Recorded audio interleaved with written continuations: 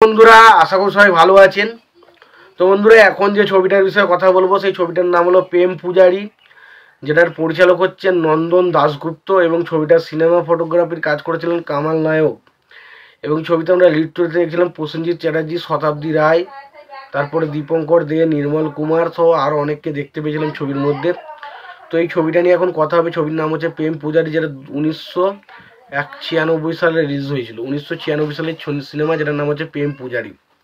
তো এই ছবিটা লাগলো কেমন? ছবিটা কি সত্যি ভালো ছবি?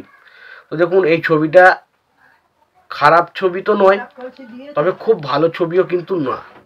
আমার কাছে ছবিটা যেমন খারাপ লাগেনি একদমই, এবং ছবিটা ভালোও কিন্তু খুব একটা লাগেনি।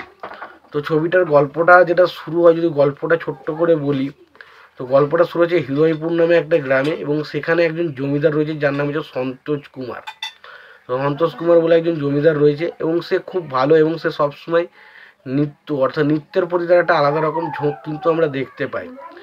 এবং সেই সময় দেখি তার স্ত্রীকে বিভিন্ন রকমভাবে সন্দেহ করতে থাকে, এবং কিছু হলেই তার স্ত্রীর প্রতি তার একটা বিভিন্ন রকম বিচ্ছেদ আমরা দেখতে পাই।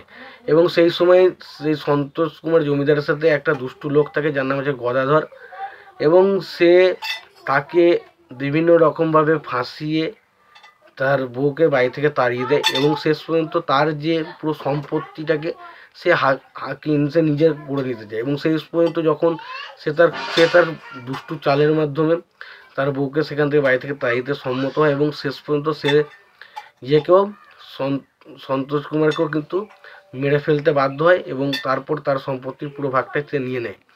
এবং সেটা যখন তার মানে সন্তোষ কুমারের ছেলে, যেটা অনেকটা অনাথ আশ্রমে বড় হয়েছে, যার নাম হচ্ছে প্রেম, যে ক্যারেক্টারটা প্লে করেছে প্রসেনজিৎ, এবং সে যখন সেই বিষয়টা জানতে পারে, সে তখন হৃদয়পুর গ্রামে আসে, এবং সেখানে এসে শতাব্দী রায়ের ক্যারেক্টারটার সাথে তার ভালোবাসা হয়, যে ক্যারেক্টারটার নাম হচ্ছে রাধা। এবং সেই শতাব্দী রায়ের ক্যারেক্টারটা আবার কিন্তু এখানে আমরা দেখতে পাই যে গদাধর বলে যে দুষ্টু লোকটা ছিল তারই মেয়ে। এবং শেষ পর্যন্ত প্রসেনজিতের ক্যারেক্টারটা তার বাবার হত্যার প্রতিশোধ নিতে পারে কিনা, এবং তাদের যে ভালোবাসা, রাধা এবং প্রেমের মধ্যে যে ভালোবাসার সম্পর্কটা গড়ে ওঠে, সেটা কি শেষ পর্যন্ত পূর্ণতা পায়, সেই সমস্ত নিয়ে হচ্ছে সিনেমার বিষয়বস্তু। এর থেকে বেশি কিছু জানতে গেলে আপনাকে সিনেমাটা দেখতে হবে। এবার দেখুন, সিনেমাটার মধ্যে দেখুন ভালো দিক বা খারাপ দিক বললাম। তো প্রথমেই বলছি, আমার সিনেমাটা খারাপ লাগেনি, তবে সিনেমাটা আমার কিন্তু ভালোও লাগেনি। এটা কিন্তু পরিষ্কার একদম সত্যি কথা বললাম। জানি অনেকের খারাপ লাগতে পারে, কিন্তু আমাকে সত্যি কথা প্রেম পূজারী সিনেমাটা আমার কাছে কিন্তু ভালো কিন্তু খুব একটা মনে হয়নি। এবং এখানে প্রসেনজিৎ শতাব্দী রায়ের কেমিস্ট্রি বরাবরই ভালো লাগে ছবিতে দেখতে। তো এখানেও কিন্তু সেই জায়গাটা আমার কিন্তু বেশ ইন্টারেস্টিং লেগেছে।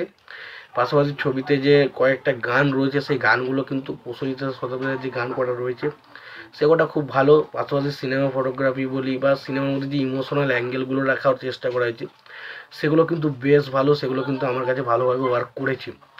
তবে ছবির মেন প্লট হচ্ছে, দেখুন এই যে বিষয়বস্তুগুলো বা এইরকমগুলো, এই বিষয়ের গল্পটাই আমার কাছে খুব একটা বেশি কানেক্টেবল নয়, যার ফলে ইমোশনগুলো কানেক্ট করলেও সেইভাবে আমি কিন্তু খুব একটা দুঃখিত হই না, বা খুব একটা আমার যে বিশাল কিছু ভালো লেগেছে সেটা কিন্তু হয় না। তো সবশেষে একটাই কথা বলবো, যে সিনেমাটা ভালো, তবে আমার কিন্তু খুব একটা আহামরি কিছু মনে হয়নি। তোমাদের ছবিটা কেমন লাগে অবশ্যই জানিও।